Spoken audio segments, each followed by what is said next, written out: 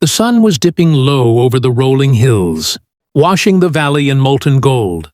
I was tending to the last row of vines, pruning away the stubborn, dry tendrils, when a shrill voice sliced through the quiet. "You there!" "Yes, you, stop what you're doing. Go fetch the vineyard owner immediately." The command came from a woman standing on the dirt road above. Her hands planted firmly on her hips, she wore an oversized sun hat, big sunglasses, and an expression like she'd just smelled something sour. I blinked, unsure if she was talking to me. "Ma'am, can I help you?" Her lips tightened. I said, "Get the owner. Now." She spoke like she was delivering an order to a servant, not a fellow human being. "Tell him Karen from the HOA is here, and he's in violation of several codes. I don't have time for games." I rested my pruning shears on the fence post. "You're standing on private property," I said evenly. She snorted. "This vineyard backs up to our community. That means the HOA has jurisdiction. These fences, the wine barrels stacked by the road, all illegal. And if you don't bring the owner out here this instant, I'll have the board issue a formal citation and fine." Her certainty was almost impressive. Almost. "I am the owner," I told her. Karen laughed. Actually laughed. "You? Don't be ridiculous. I've met the kind of people who own properties like this. They don't wear dusty boots and stained shirts." She leaned closer, lowering her sunglasses to glare into my eyes. "Now where is he?" I could feel my patience fraying, but something told me to let her dig her own hole. "Fine," I said slowly. "What exactly is your problem with my vineyard?"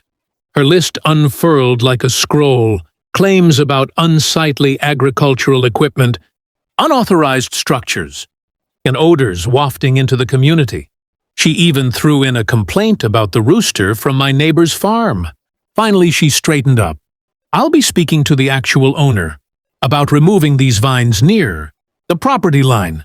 They're an eyesore, and I'll make sure the HOA gets the final say. No one argues with us and wins." I smiled. Not because I was amused, but because she had no idea. "Karen," I said softly, "this isn't just my vineyard. I own every acre of land in this valley, including the one your house sits on." Her smirk faltered. "What?" The breeze rustled the grape leaves, carrying the weight of my words straight to her. Karen's mouth opened, then closed again, like she was trying to form words but couldn't decide which would save her. "That's not possible," she stammered. "Our HOA owns the community land. You can't possibly—" I stepped forward, boots crunching on the gravel. "The HOA owns nothing but a stack of rules and a few signs. The valley, including your subdivision, was carved out of my great-grandfather's estate.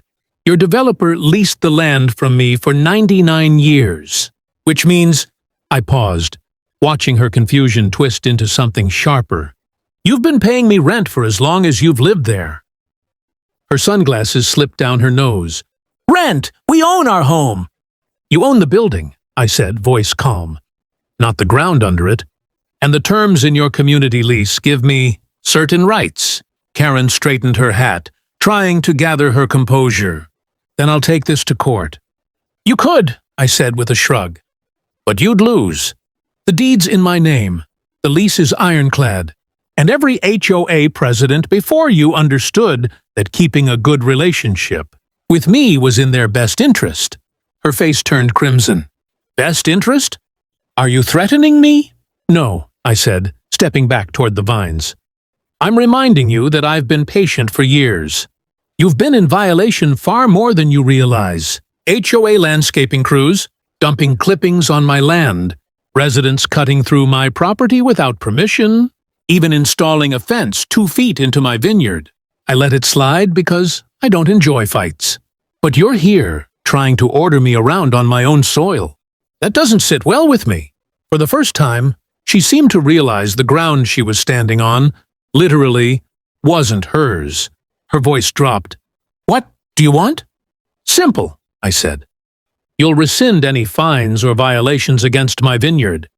You'll keep HOA business within your neighborhood boundaries. And, Karen," I looked her dead in the eye, "you'll remember whose valley this is before you try to throw your weight around again."